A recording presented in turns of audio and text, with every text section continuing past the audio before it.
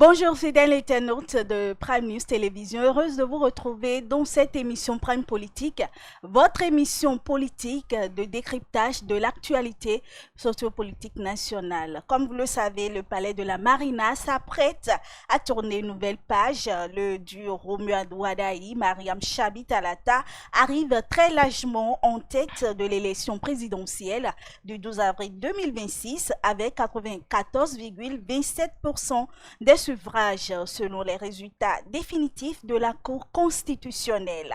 Plébiscite populaire ou victoire sans véritable adversité, c'est une question, continuité ou rupture dans la gouvernance et surtout quels défis attendent le nouveau locataire de la Marina. On en parle sur cette émission et pour en parler, je reçois pour vous Dr Berté Corvi, un acteur politique qu'on ne présente plus sur cette émission. Il est le président de la dynamique Talent Continu avec Wadaï et porte-parole de la vision de Romuald Wadaï. Dr Berté Corvi, bonjour. Bonjour. Comment allez-vous? Je vais très bien.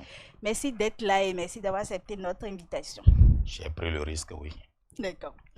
À 49 ans, l'actuel ministre de l'économie et des finances est élu dès le premier tour avec les félicitations de son adversaire Paul Rompé, bien sûr, avec un fort taux de participation, 94,27% des suffrages selon les résultats définitifs de la Cour constitutionnelle. Docteur, dites-nous, peut-on parler d'un véritable choix démocratique ou d'une élection jouée d'avance? Quel est votre avis? Alors déjà, on ne pouvait pas avoir un second tour, ils ne sont que deux. Donc il y aura forcément un qui prend l'avance sur l'autre. Donc quand le nombreux disent qu'il a été élu au premier tour, on ne pouvait pas mathématiquement avoir un second tour. Donc il a été élu. Aussi, vous me permettrez de vous lire ce que dit le candidat lui-même dans ce document, qui, à mon sens, a convaincu les Béninois. Il est écrit « Plus loin ensemble », c'est son programme. Et il dit « Au cours de ces dernières années, notre pays a accompli ce que beaucoup pensaient impossible. Avec vision et courage, nous avons prouvé que lorsqu'un peuple décide de se prendre en main, rien ne lui résiste. Le chemin parcouru et les efforts consentis par tous nous donnent désormais les moyens de déployer une nouvelle approche complémentaire de développement qui permettra d'éradiquer l'extrême pauvreté. Éradiquer l'extrême pauvreté et faire en sorte que la prospérité atteigne chaque foyer. C'est le défi que nous devons relever. Je vais vous épargner de la suite. C'est pour vous dire, les Béninois ont entendu qu'on veut éradiquer la pauvreté et massivement sont allés exprimer leur suffrage. C'est ce qui justifie qu'on ait eu, ma foi, 63,57% de taux de participation, donc 64%.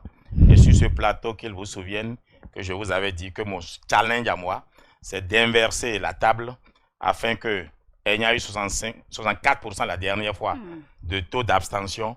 On est plutôt désormais 64% qui votent et 36% qui ne votent pas. Donc vous avez réussi. Nous l'avons réussi. Non, ce n'est pas moi seul. Nous l'avons réussi tout seul. Vous, les médias, les religieux, les mouvements, les partis politiques. Au fait, Romuald Wadaï a été comme le parti qu'on appelle NEP Michalodo. Tout le monde s'est mis autour de lui. Oui, c'est une voix démocratique qui s'est exprimée. Et je voudrais ici féliciter Paul Rompé, mais j'espère que nous allons en parler. L'autre a eu 94%, je dis, restons à 94%. Paul Rompé a eu 6%. C'est la démocratie béninoise qui s'est exprimée. Voilà. Alors si je comprends bien, selon vous, le peuple voilà, a légitimé cette élection et investi Romuald Wadaï de sa confiance à travers ce scrutin. Eh bien, cela, c'est une déduction mathématique. Le peuple s'est exprimé et les résultats de la Cour constitutionnelle font foi. Quand vous avez été élu à un taux de participation supérieur à 51%, qui est la norme, on est allé à 64%. Et sur les 64%, 94 Béninois sur 100 ont plébiscité Romuald Wadaï. Eh oui, les Béninois se sont exprimés, alhamdoulilah. Ils ont été convaincus, à mon sens, qu'on va lutter contre la misère extrême. Tout le reste là ne les intéressait pas. C'est juste ça. C'est la misère. Et donc, adoptons si il y en a bon. Ils vont manger 3 fois par jour. Eh ben, quand ils pourront aller dans les hôpitaux se soigner, se nourrir, s'instruire, avoir de l'électricité, la vie relativement moins chère et surtout, et ma foi, le bonheur partagé. C'est ce qui les a marqués. Et c'est pour ça que c'est une grande responsabilité que d'être élu à 64%, à un taux de 94%. Il faut que nous travaillions à atteindre ce qui est écrit ici. Si ce n'est pas atteint, ce serait la catastrophe. Et on aura du mal à convaincre les Béninois désormais à s'intéresser à ce que dit un homme politique. Mais c'est une responsabilité que nous allons prendre ensemble avec l'élu, car une hirondelle ne fait pas le printemps. Et le président Romain Wadaï a émis des idées, encore qu'il faut les appliquer. Et on se connaît à cela. Ici au Bénin, nous sommes nombreux à savoir comment lutter contre la pauvreté. D'accord. Parlons justement de ce fort taux de participation enregistré. L'entourage de Romuald Wadaï voit dans sa victoire le fruit d'une campagne de terrain, des ralliements de plusieurs figures politiques, même du camp du principal parti d'opposition, les démocrates, comme vous le savez, qui n'a pas pu prendre part au scrutin faute de parrainage suffisant. Est-ce que selon vous, ce sont des indices qui ont contribué à ce taux de participation enregistré? Je vous dis non. Même si Romain Wadaï avait été tout seul candidat, il aurait eu le même résultat. Ce qui a drainé le peuple dehors en sa faveur, c'est la lutte, c'est-à-dire c'est la promesse de la lutte contre la misère extrême, la pauvreté extrême. Mais chacun a écouté. Ben, ceux qui ont rallié, y compris même moi-même, nous n'avons que notre propre voix. Hein. Mais s'il n'y a pas un message que porte le candidat, ce serait compliqué. Donc, ce qui a d'abord sorti les Béninois, c'est le message, c'est l'engagement. J'espère que ce n'est pas une promesse. C'est l'engagement d'œuvrer à lutter contre la misère extrême. Maintenant, ceci étant dit, en politique, toujours, il y a des grands électeurs. Et ce sont d'eux que vous parlez. Le reliquat de LD qui est venu, et d'autres qui ont rejoint le parti de Guédou, d'Aguédou, venu. Et voilà les religieux. C'est-à-dire ça a été l'œuvre de tous les Béninois réunis. Mais qu'est-ce qui les a convaincus, qui les a mis ensemble? La lutte contre la misère extrême. Est-ce que ces ralliements-là ont milité un peu en la faveur du candidat, selon vous? J'en sais rien, mais je vous dis, chacun venu n'avait que sa voix, son scrutin. Et ce n'est pas parce que vous avez dit, suivez-moi, allons voter pour Wadaï, qu'ils vous suivent. Ah ben comment les gens ont aussi leur conscience. Mais le message du candidat, l'engagement pris devant le peuple, de lutter contre la misère extrême, j'insiste. Si jamais on vient et que la vie des Béninois ne change pas, ce serait la catastrophe. Lorsque des figures du parti de l'opposition, je veux parler des démocrates, quittent ce parti-là et soutiennent publiquement ce projet de société, est-ce que vous ne voyez pas que cela peut peser lourd, voilà, dans ce résultat-là? Je voudrais rester Kouvi, un homme libre et analyste. LD, là, eux tous réunis ensemble, le 11 janvier. Aux élections législatives, ils avaient eu combien? 6%, ils avaient eu 16% de 36%, ce qui fait 6% de 100%. Les 6% de 100% là vont permettre à ce qu'on ait 64% et que Romuald ait 94% de 64%. Je vous dis, c'est le message. C'est-à-dire, je m'en vais à l'essentiel. Je ne dis pas qu'il n'ait pas participé, hein, attention. Parce que leur ralliement a permis quand même aux candidats d'aller dans leur base à eux, s'exprimer. Mais s'il était allé dans leur base, dire qu'ils vont serrer encore la ceinture, et comme on a serré durant 10 ans là, vous croyez qu'ils vont sortir voter? C'est le message. Et les chrétiens disent, la mort et la vie sont au pouvoir de la langue. Proverbe 18-21. Donc c'est le message qu'a porté le candidat. Cela ne dénie pas, parce que dans votre question et votre insistance, vous voulez que je vous convainc ou bien que je donne l'onction à ceux qui l'ont soutenu. Je parle de moi-même. Même moi-même là. Si Romain avait un mauvais message, personne ne m'écouterait. S'il avait un mauvais engagement, personne ne me suivrait. Pourtant, il y a du monde derrière. Ce n'est pas des moutons, ce n'est pas des bouteilles de Coca-Cola. Ça réfléchit. Donc, c'est son engagement à lutter contre la misère extrême qui a convaincu. Je voudrais même continuer. Il dit demain, c'est lui qui parle, hein, parce que j'avais commencé la lecture. Demain, chaque Béninois, chaque jeune, où qu'il soit, doit pouvoir trouver une opportunité à portée de main. Notre ambition implique la mise en place de pôles de développement territorial. Accorde une place plus importante au secteur privé et tire pleinement profit de la technologie. L'objectif est clair, créer de la richesse pour tous et améliorer les conditions de vie dans tout le pays. Ah, si c'est. Ah bon, ok. Ce programme est la suite logique de ce que nous avons commencé et le début de ce que je vous propose d'accomplir ensemble. Bâtir un Bénin encore plus grand, le Bénin de nos rêves. Romuald Wadaye.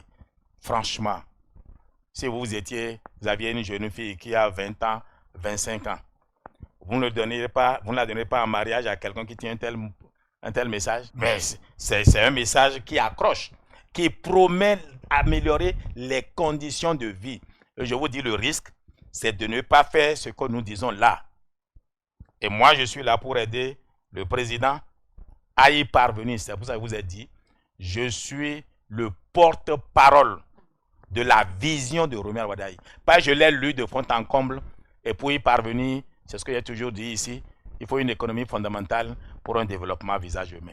Vous avez nommé son porte-parole, mais on ne nomme pas. Écoutez, je suis citoyen. Non, je suis citoyen. D'accord. Je suis expert mondialement connu. Romuald Wadaye même le sait, Grand Talon le sait, Ablaye Biachian le sait. J'ai reçu des prix dans plusieurs universités sur comment lutter contre la misère. Et d'ailleurs, je sors un livre le 15 mai prochain, le fondamentalisme économique humaniste. Parce qu'il n'y a pas de hasard pour lutter contre la misère. Il y a une méthode. Et je suis heureux, depuis 2005 que je suis en politique, ça a toujours été ma préoccupation. C'est la première fois qu'un homme politique, en fait sa préoccupation. Ça m'intéresse et nous sommes là à nous joindre à lui pour dire, par ce chemin-là, on peut réussir. Par celui-ci, vous n'allez pas réussir. Alors, on continue toujours avec cette émission. En face, le score du Challenger est extrêmement faible. Je veux parler de Paul Rompé. Ce n'est pas un rejet. Même faire 6% pour Paul Rompé, c'est énorme. Parce que vous avez, vous avez vu la litanie de ralliement qu'il y a eu. Mouvement machin, on soutient. Même les syndicalistes, on dit ils veulent participer à la lutte contre la misère. Et donc, Romuald Wadaye a fait l'unanimité. C'est parce que Paul Rompé n'a pas trouvé le chemin. Sinon, il prenait le chemin, il allait même lui aussi dire. De quel chemin parlez-vous? Mais allez, dans le rang, comme dit Keta Paul. Et s'il avait vu le chemin du rang, il serait allé aussi se mettre derrière pour dire, moi je soutiens. Mais attendez, quelqu'un promet de lutter contre la misère. Mais vous voulez être candidat contre lui, pourquoi? Ah bon? Donc, mais il a aussi un projet de société. Mais ce n'est pas... Vous l'avez suivi peut-être dans les campagnes. Je n'ai pas dit qu'il n'a pas de projet. Mais ce que proposait, ou ce que propose Paul Romuald Wadaye, a plus accroché, lutter contre la misère.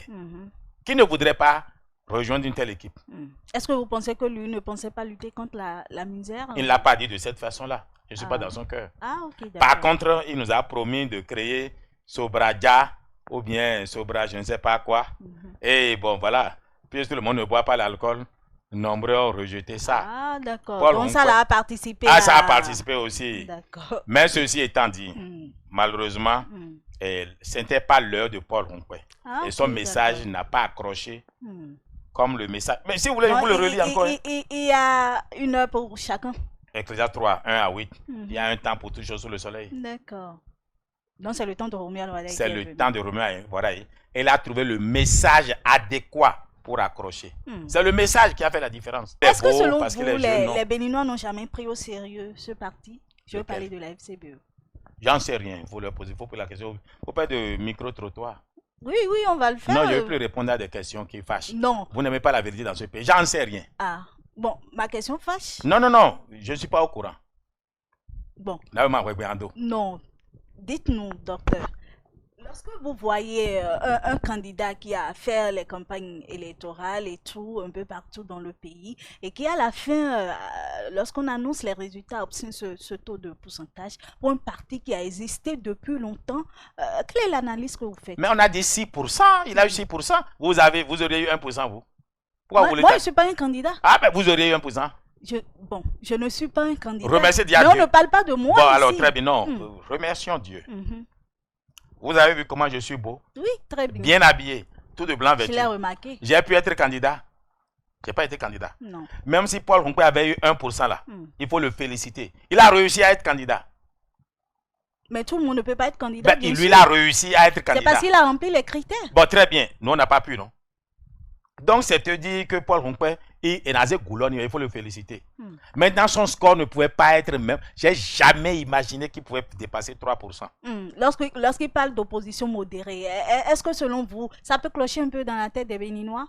Je ne suis pas dans la tête des Béninois, je ne veux pas faire de la psychologie. Mais vous êtes un Béninois. Oui, mais... Vous êtes au cœur des peuples. Bon, Dieu merci, vous êtes plus béninoise que moi, vous êtes dans la presse, vous les recevez tous les jours.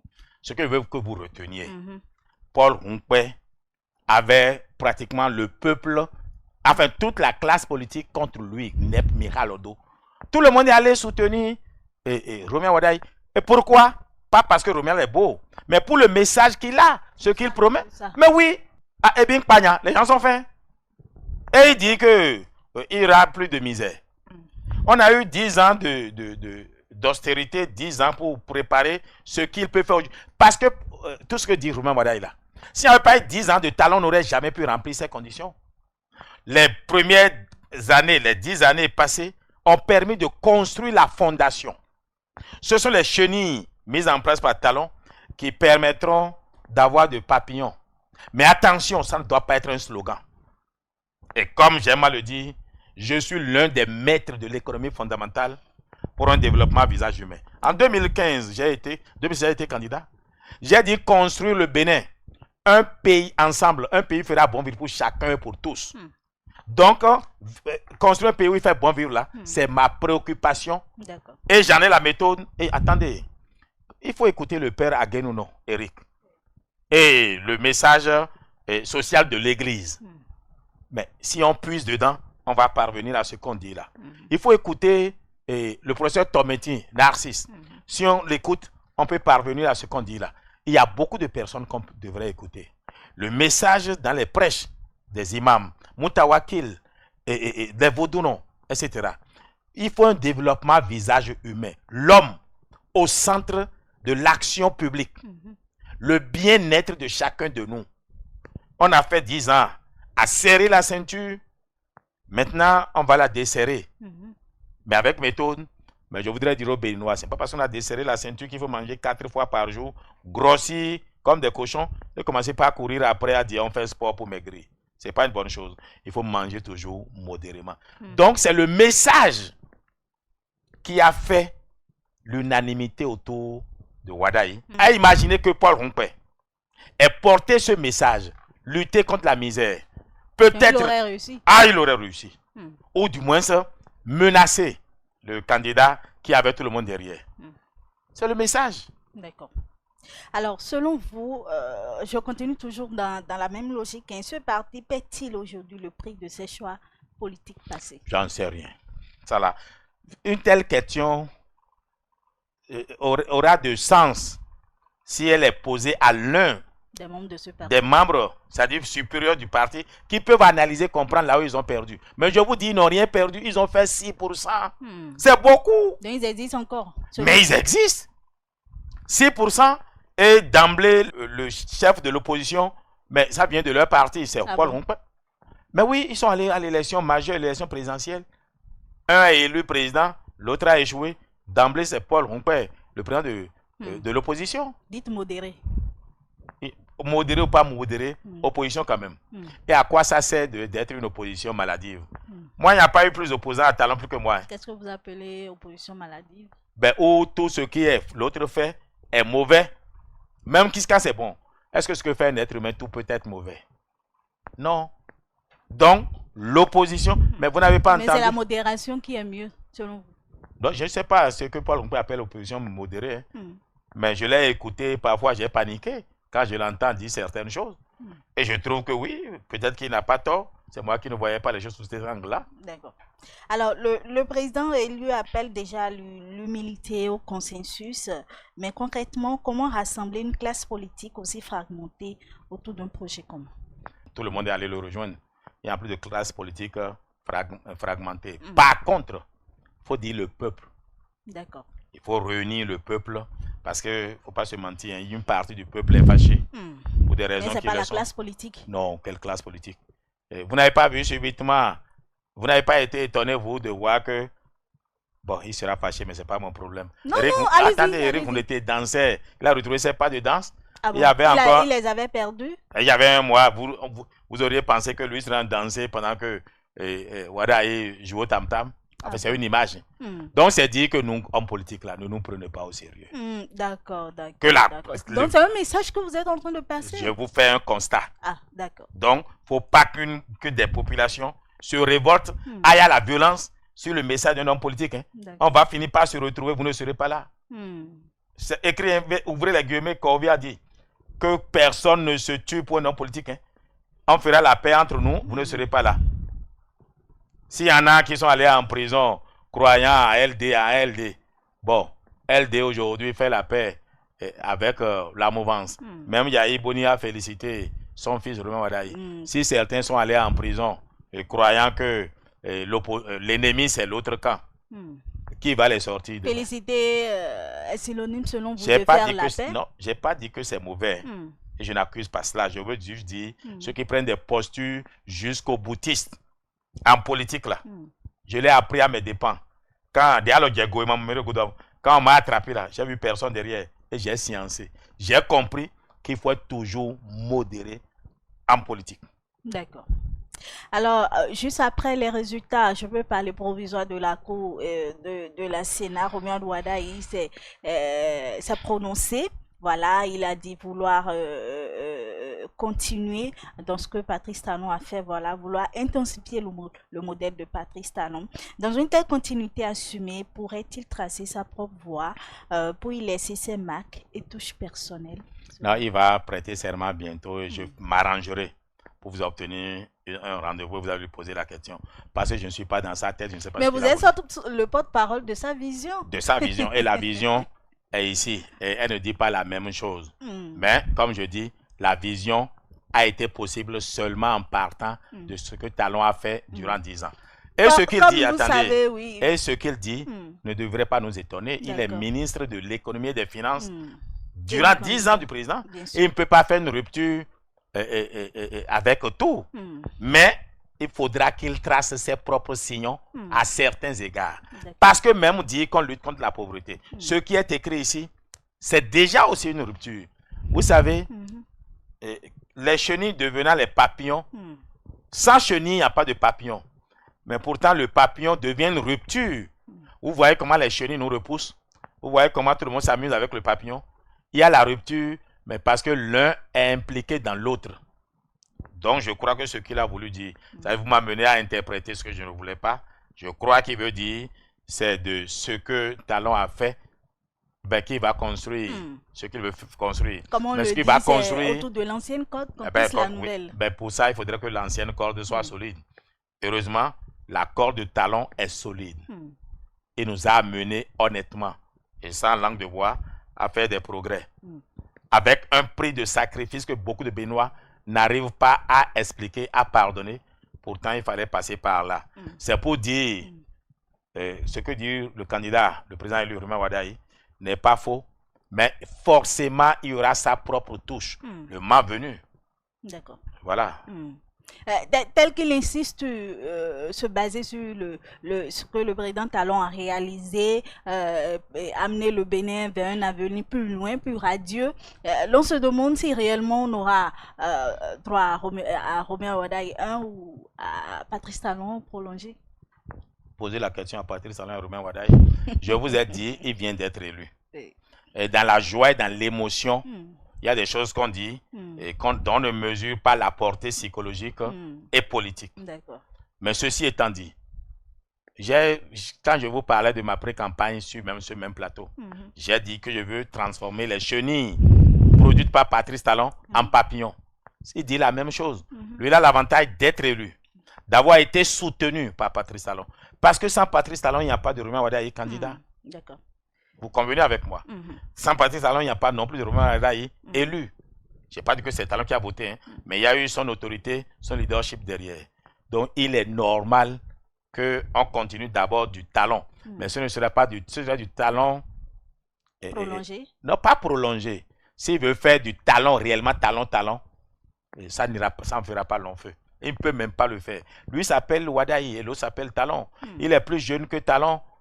Et il a vu des choses que Talon n'a pas vues. Il a été ministre des Finances que Talon n'a pas vu. Talon a-t-il jamais pris parole et dit qu'il a remarqué qu'il y a de la misère extrême dans le pays? Parce que ce n'est pas son rôle. Donc ce qu'il dit, c'est logique, mais il ne peut pas réellement faire du talon. Par contre, il ne peut pas rejeter l'eau de bain avec le bébé avec.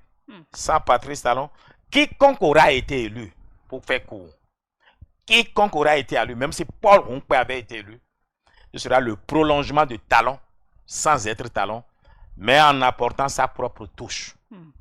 Le leadership de Talon, il était puissant. Donc voilà, c'est ce qu'il a voulu dire. C'est du reste ce que j'ai cru comprendre. Monsieur le Président, si je me suis trompé d'analyse, ben, vous me le pardonnez, parce que je ne suis pas dans votre tête. Mais je crois, en psychologue de la communication, que vous n'allez jamais être Talon, avec tout l'amour que vous lui portez. L'enfant ne sera jamais son père. Mais il sera toujours là, son père sera toujours là pour le guider. Ben non, il va nous guider. Le président Talon sera là pour nous guider, nous tous. Et je voudrais dire au président Patrice Talon, et il faut, monsieur le président Patrice Talon, que vous soyez là, sans être là. Que vous laissiez l'espace à la nouvelle génération qui vient, mais que vous ne soyez jamais loin, que vous suggestionniez, que vous proposiez, que vous suggériez, sans jamais donner des ordres. Mais ne vous éloignez pas de nous, parce que dans l'euphorie de la victoire et du pouvoir, on peut vite s'éloigner de la borne, des limites. Mais Romuald Wardai fera du wadaïsme. Nous serons là pour le soutenir. Et je voudrais profiter de ce plateau pour vous demander, monsieur le président Patrice Talon, que vous plaidiez auprès de Romuald Wardai afin qu'il comprenne et qu'il n'oublie pas que ce qu'il dit là, il faudra qu'on vit pour corriger certaines choses, pour applaudir aux besoins, mais c'est ensemble qu'on va réussir ce programme, car vous devez, tous ceux qui le lisent, savent que l'économie fondamentale pour un développement à visage humain est la voie pour parvenir à ce qui est dit ici.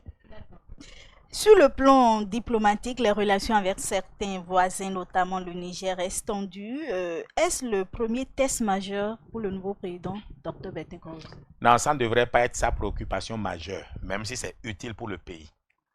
S'il doit se préoccuper de ça. Le jour de la présentation de son projet de société, nous allons profiter du renouvellement à la tête de l'État pour revoir nos relations avec nos voisins. Bon, il a déjà dit, pourquoi vous poser la question? Ce que veut dire, il a dit, certes, mais ça ne doit pas être sa préoccupation majeure.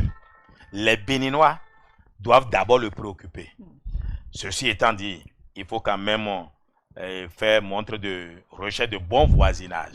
Ce qui fait que je crois qu'il doit trouver un moyen d'aller au Niger, au Nigeria. Mais d'ailleurs, il doit même commencer par le Nigeria. Le Nigeria est plus grand et plus utile pour nous que tout autre pays. Le Nigeria, le Niger, le Burkina, le Togo, il doit commencer d'abord par les pays alentours. Après la Côte d'Ivoire, maintenant, il peut aller au monde entier. Mais ça ne doit pas être sa préoccupation. Comment lutter contre la pauvreté au Bénin là? C'est sa mission et nous allons le soutenir à cela. Nous voulons travailler ensemble avec lui pour y parvenir. En parlant du plan, justement, sur ce plan-là de la diplomatie, peut-il réussir voilà, et aller au-delà d'où Patrice Talon s'est limité? Non, parce que ce n'est pas limité. Patrice Talon a tendu la main au Niger. C'est le Niger qui a refusé. Talon a tendu la main. Le Niger n'a pas voulu. Donc, Romuald Wardai, il aura tout le succès que Romuald peut avoir dépendra de ce que le Niger voudra. Car la frontière, contrairement à ce que vous croyez, n'est plus fermée. Du côté du Bénin, la frontière avec le Niger n'est pas fermée. C'est le Niger qui garde sa frontière fermée. Et pour danser le tango, il faut être à deux. Si vous avez l'autre qui ne sait pas danser, vous faites quoi? Vous réussissez quoi avec lui? Donc oui, Romuald Wardai va essayer, Mais la décision de réussite de cette amitié qu'il peut vouloir construire dépend du Niger, pas de lui. Alors, au-delà de la diplomatie, quelles sont selon vous les 3 urgences absolues pour le nouveau président? La première urgence est d'expliquer son programme. Ce qu'il a dit, la vision qui est ici. Beaucoup d'intellectuels l'ont en main mais ne le comprennent pas. Il faut que cela soit expliqué. C'est un rôle qu'on s'est assigné nous-mêmes. Okay. Mais il faudrait qu'il nous missionne. Le Korovi qui prend son temps et prend ce que chacun dit, explique gratuitement, et utilise son temps pour écumer les plateaux là. Et je crois que, d'ailleurs, vous savez même, c'est à cause de vous que j'ai accepté. J'ai mis une fatwa, c'est-à-dire un décret pour ne plus aller parler sur aucun plateau. Ah non, non, non, non. Je suis peu près celui qui défend l'idée du chef, l'idée de ceci. Non, une mission. Et pour ça, le second rôle urgent, c'est d'identifier ceux qui ont la capacité de l'aider à parvenir à aller plus loin ensemble avec le peuple, lutter contre la misère extrême. Majeur qui doit relever. Ça, c'est le deuxième. Le troisième, je crois humblement qu'il faut que lui, il appelle à un dialogue national. Attention, je ne dis pas d'organiser des assises, hein, mais il faut que les fils d'un même pays parlent entre eux. Surtout qu'aujourd'hui, il n'y a plus d'opposition LD, même les LD, l'autre reliquat qui a refusé de rejoindre les rangs pour le moment, dit lui donner 100 jours pour l'observer. LD s'est divisé en deux pour le moment. Il y a l'aile à Tchadé qui dit que c'est à Tchadé le président.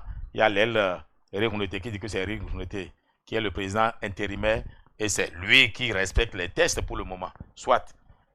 Même les deux camps, l'autre camp qui n'a pas rejoint Wada Aïd pendant la campagne, dit lui donner un temps de répit et de 100 jours pour l'observer. Donc c'est le moment d'appeler tout le monde pour parler. Et il faut surtout qu'il appelle nos autres éléments de la dynamique talon continue avec Wada Aïd, parce que nous avons aussi notre point de vue à donner, qui n'est pas forcément ce que pensent les partis politiques. Il ne faut pas qu'on fasse la part belle seulement à BR et à UPR, à Moël Bénin. Beaucoup ont apporté sans appartenir à un parti politique. Donc oui, c'est l'urgence, c'est ça. L'économie, l'emploi des jeunes, la cohésion nationale, lequel est prioritaire? Les trois vont ensemble. Il faut construire une économie. Et c'est l'économie qui crée l'emploi. Et c'est l'emploi qui crée le développement. Vous voyez, vous êtes dans la trilogie de l'économie fondamentale pour un développement à visage humain. Vous créez une économie. Et pour créer, comment créer-t-on une économie? Et nous sommes ici. Il faudrait que les besoins des uns soient satisfaits par l'activité des autres. C'est comme ça que vous créez une économie. Or, voici un pays qui mange le riz qui vient d'ailleurs, le poulet qui vient d'ailleurs, l'huile qui vient d'ailleurs, le sucre qui vient d'ailleurs, le sel, la tomate. À la fin, mais vous vous demandez, nous sommes devenus des cochons qu'on nourrit. Comment voulez-vous qu'on crée une économie comme ça? L'huile, ça vient de Malaisie. Bon, ceux qui faisaient à Djami, Daomemi, à Gonlimi, nos mamans sont devenues quoi? Les femmes qui faisaient le sel à Djogbagi sont devenues quoi? Le riz, ça nous vient d'ailleurs. Le produit de riz, l'huile d'arachide qu'on mangeait, on ne peut plus. Tant que nous n'allons pas comprendre que l'économie, c'est d'abord le troc, hein? C'est l'échange de biens des uns et des autres. Mais qu'est-ce que nous apportons, nous, dans un marché? Allez dans le marché, les nouveaux marchés qu'on a construits là. Regardez la tomate, lisez la boîte. Made in China, made in Italia. Cherchez made in Benin, rien. On n'a pas d'économie. Donc, c'est pour ça qu'il y a 6 pôles de développement économique qui ont été proposés ici. Et pour y parvenir, nous savons comment faire ce qu'il faut faire. L'agriculture, l'élevage, la pêche, la transformation de ces produits-là, le transport.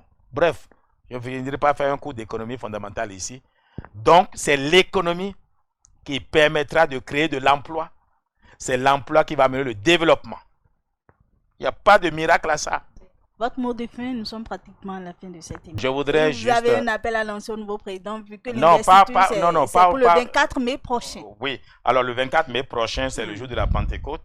Et il est écrit acte 1, verset 8. Vous recevrez une puissance, le Saint-Esprit survenant sur vous et vous serez mes témoins. J'espère que, investi ce jour-là, il recevra vraiment l'onction du pouvoir et entrer dans la fonction et sans que son autorité ne gêne quiconque, mais j'espère que la gloire de Dieu va l'accompagner. Parce que ce n'est pas simple. Il est très facile de devenir président, mais demeurer président et l'exercer, l'incarner, ce n'est pas facile.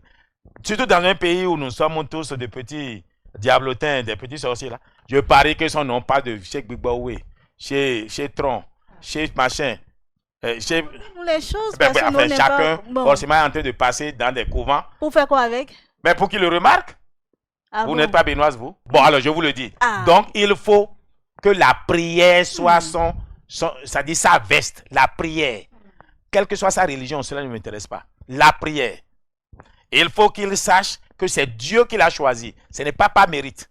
Que Dieu l'a choisi et Dieu l'a mis là. Et chaque jour qu'il prie, qu'il mette le genou par terre et dise, oh, toi qui m'as choisi, guide-moi, conduis ce peuple à ma place.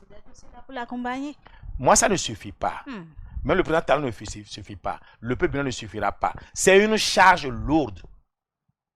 Et il faut qu'il en comprenne la responsabilité.